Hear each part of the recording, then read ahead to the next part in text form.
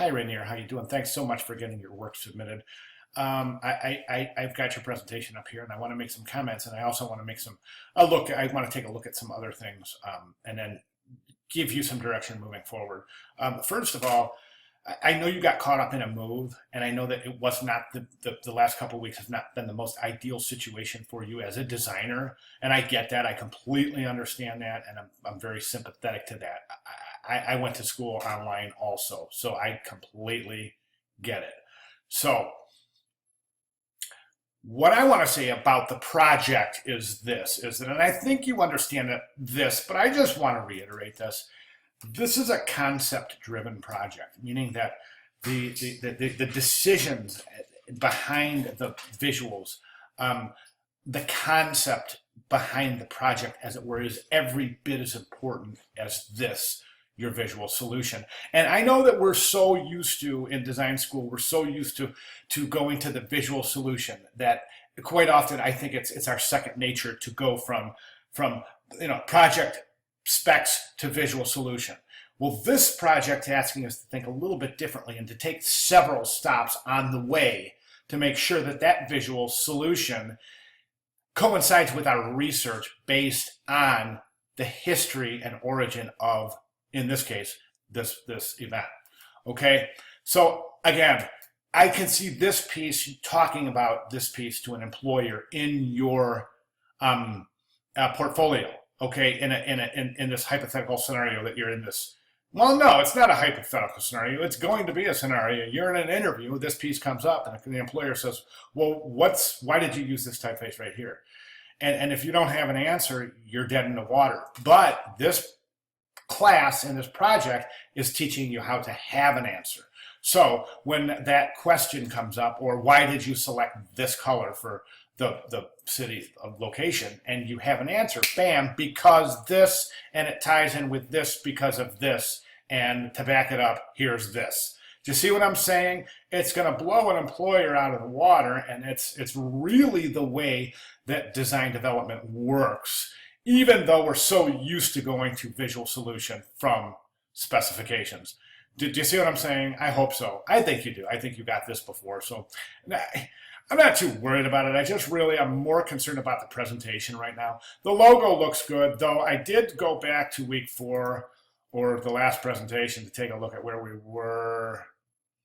And that, and I think it's, boy, listen, I got to tell you, I just think that the whole sketch thing was, and this is so much why I prefer students to sketch, but your sketches, you're like, this is beautiful. It's really, the tempo is really nice, and it's got a really kind of a nice asymmetrical balance that's really cool. And I think this is just incredible. I think that the relationship between the sketch and the type is a little odd right now, but I think this was just such an incredible idea with the stars and their meaning, and that was a great idea. Likewise. Okay, so, and I'm not cutting down your final solution, but I'm saying these are just like stellar, blowing me away here. These are going to take an art director and go, wow, this designer is really thinking. Rainier, this seems rushed. It does. It seems rushed. I know I advised you to do something other than the colors from the flag. But in your final presentation, we don't see any, you haven't shown us any, why these colors. Okay, so again, this again is a presentation and should be treated as such. All of them should. Each presentation should be stronger than the last, and that's kind of a general rule in graphic design.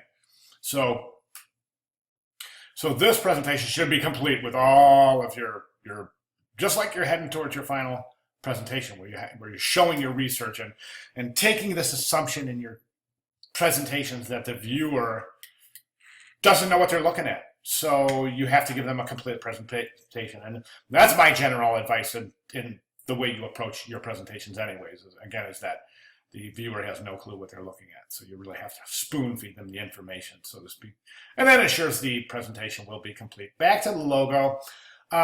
Okay, I think that the Christchurch and this mark is okay. I think it looks very rushed, Rainier, and I don't mean that. I mean, you know me. I'm an honest I'm going to give you an honest critique. I'm not trying to dig the work at all. I'm just saying I know your work, and I think this seems like it's a little bit in a hurry.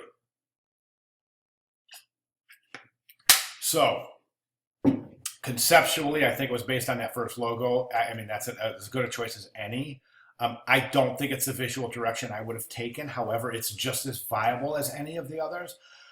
I think this right here, this gradient, is a mistake. I think it's an enormous mistake. And let me tell you why.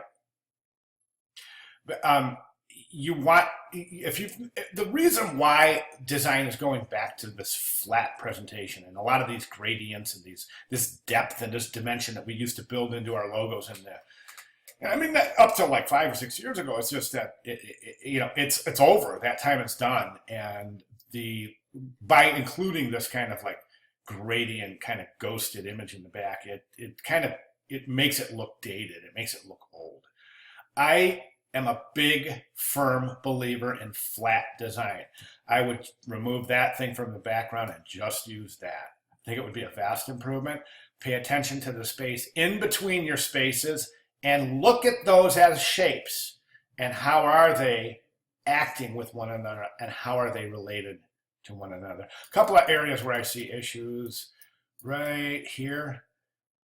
Production-wise, those a little sharp, really sharp right there. That's going to be a real problem because you got all these points coming together, and not really any one of them is taking command where it's going. Okay, either they join or they don't join. You know what I'm saying?